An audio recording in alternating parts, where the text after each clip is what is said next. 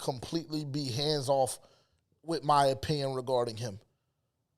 But I see a lot of, you know, people that are coming to his defense and things of that nature. And listen to me, I don't want y'all to think that I'm just completely disregarding the situation that he's currently in, because I'm not. I know the offensive line is bullshit. I know the receivers are bullshit. But at that same time, when you have the opportunity to make a play and you don't, then I'm going to look at you and say, okay, well, they told me you were XYZ coming out of Bama, and we decided to go you number one, but you can't make this throw?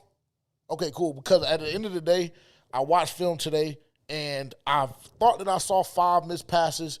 It turned out only being 4, but there still were 4 missed passes on Bryce Young's behalf. So I understand everybody's position. I know he's a very young guy. I know the situation isn't ideal, but it's just frustrating. So with that being said, I'm not even going to really get into my opinion on him. Even when we were in Chicago, I tried to be hands off. Niggas would come up to me asking me how I feel about him and everything like that. I say, ask them. Don't ask me, because my opinion, I don't even want to give my opinion on him right now, because I feel like to a certain degree it's unfair. But in that same regard, I see stuff like I seen Sunday where, you know, we have a opportunity to take momentum, or we have an opportunity to extend the drive, and we have passes that I believe should be completed not being completed. So it's frustrating. And then yet again, another pick six. Yet again, another momentum swinging turnover from Bryce Young. So that's where my frustration comes in. Everybody wants to say this and that, but it's just one of those situations where, like, I mean, how much fucking rope are we gonna give the guy? At some point, we have to look at it for what it is. We do. But I don't even think the rope that you just referred to, the proverbial rope, has even begun to be extended with him yet, because it's not. He hasn't even had a fair shot. Like, if he was out here looking like Zach Wilson, it's a completely different story. But the truth is, he's not. He is. I kind of want to give Bryce some credit for actually hanging in there for hanging in there. I mean, the dude got sacked 7 times. The Cowboys had a fucking 61.4, something like that, win rate on their damn pass rushes. I mean, he was getting just absolutely blasted time after time. They had one drive where they had a semblance of some decent protection, but who outside of Adam Thielen was gaining any type of separation? Nobody was really ever open.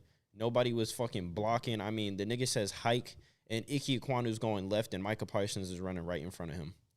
Like, and Chandler Zavala too. Yeah. Oh my God. Yeah, them two. I mean, the only offensive lineman that actually I take care of him. Yeah, the only offensive lineman that was worth anything on fucking Sunday was Taylor Moton, friend of the show. Fuck Taylor Moton. The only one that actually stood his ground was Taylor Moton. Outside of that, I mean, everybody else got beat off the word hike, and it was absolutely ridiculous to see. And no receivers was getting any separation. Jonathan Mingo is fucking horrible. Yeah, he sucks.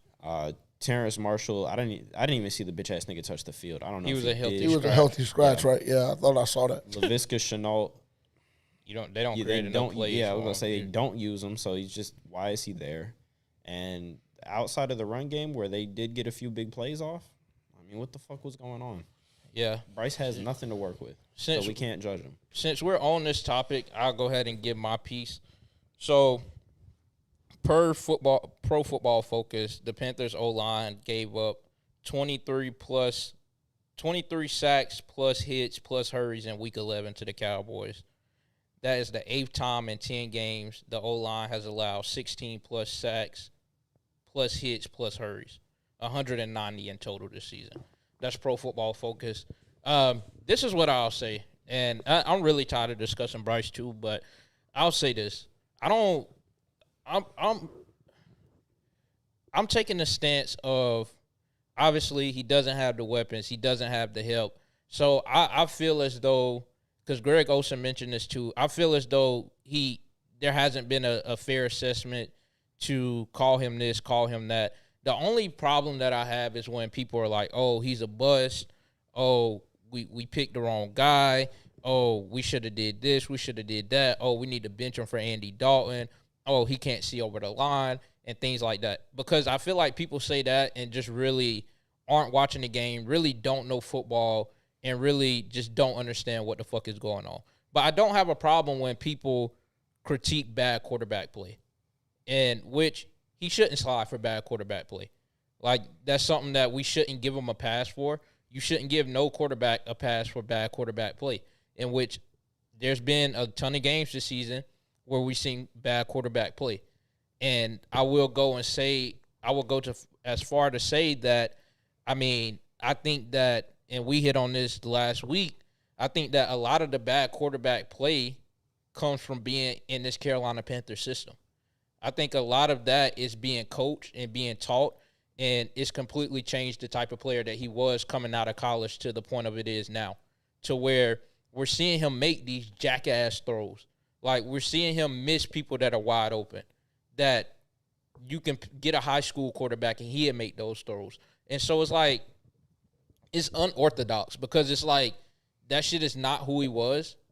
It's not who he was in Alabama. And I feel like I said this last week. So it feels crazy for me to believe that this is the Bryce Young that was the number 1 overall pick in Alabama. Because everything has completely changed from his process and everything has regressed. And like I said, this comes from the environment that he's in, which is why I don't understand why niggas wasn't fired Monday morning. But like I said, in that same breath, like, you can't have a guy open in the middle of the field and then try to throw an out route and it turns into a pick six. Like, you can't hold on, not to cut you off, but on that play, I will shoot him, Bill. Mingo ran a shit route because the out route was there, and Bryce really threw the ball relatively well, but Mingo continued to go out, but instead of just flattening out and going out, he started floating up the field. He went up 2 or 3 yards up the field. Well, the thing is, that might be true, but also Bryce stared him down as soon as the ball was hyped. Because if he would have looked at Tommy Tremble before he even looked at Mingo, he was wide open before the linebacker even had a chance to drop back. That's fair. And so that's the processing thing that they were so high on him in college. That's the throws that's the kind of reads that he should be making. That's the kind of reads that you've seen him make at Alabama. And all of a sudden, those have turned to, like, just fucking terrible reads. Even him missing players wide open down the field where it's like, damn, Bryce. And it's like, we'd love to have that ball back. But what kind of offense does Frank Wright run? Like, what type of system is it? West Coast? Is it? I think he's, to me, I don't know what the fuck it is, honestly. But because depending on the system, that could determine why he's making the reads he's making. Because it could just be a design where he's supposed to key in on that receiver and hit him when he hits 3-step drop or whatnot. Yeah, it could be. I mean, it could be extremely time driven. Poor play design. Yeah, I mean, that's very true. And I mean, supporting that opinion, I mean, we did hear Frank Reich in the Minnesota game say he had to burn a timeout because he had a play drawn up specifically for Adam Thielen, and he was the only option on that play. So, I mean, speaking to that point, you could be very, very accurate in that feeling as well, which would go to further our point and our questioning why the fuck he hasn't been fired yet. Yeah, no, he absolutely should be fired. And to go to your point about Bryce, I think what you're seeing, like you say, you don't recognize the quarterback that you saw at Alabama. Like, it's hard to be that person when the fucking clocking. I mean, how many the nigga? We're halfway through the season. He got sacked He should have been sacked 200 times according to Pro Football Focus. I mean, it's fucking ridiculous the level of pressure that is on him. And the between the lack of separation and the constant pressure, I mean, you can never find a rhythm. And God forbid, like, the 1 second that they find a rhythm, you see a fucking 17 play, 77-yard drive. Just absolutely bled out the entire third quarter. Yeah.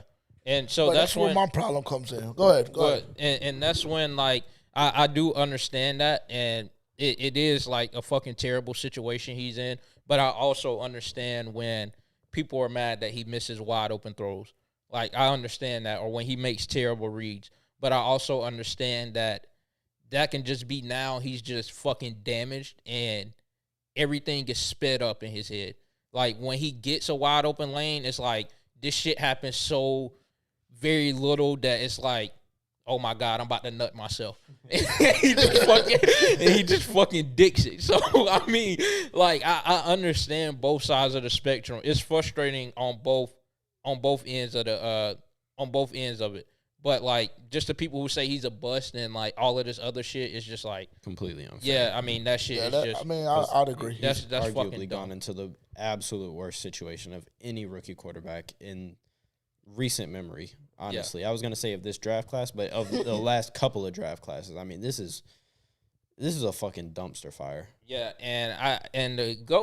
speaking on niggas getting fired, I need the offensive line coach to get fired too, because it ain't no way that majority of these niggas on the offensive line is the same group and everything just went to shit. So something wasn't happening in the offseason. Something wasn't clicking. I don't know what the fuck was going on. And then I got to hear K. Mays tell Micah Parsons that he's on Call of Duty all night, every day. Bullshit like that. That pisses me the fuck off. That pisses me off when you go and put on a fucking performance like that. Because you rather dick around and play a fucking bitch-ass game instead of getting in the film room, instead of getting in the weight room. Shit like that pisses me off. So, I mean, it seems like some niggas need that shit because Miles Sanders was in the hookah lounge a couple nights before that. Yeah, I was going to tell you. He looked great. Whoa. Damn. Hey, apologies, Miles. God damn, man. We're trying to get an interview. Gotta air him. Sorry about it, man. No, I was going to tell y'all that it seemed like he might need to go to that bitch more often because the way he was acting a little different. And so he did get scooped up one good time, though. I told him to keep his head on a fucking swivel. Miles, I tried to warn you. My God.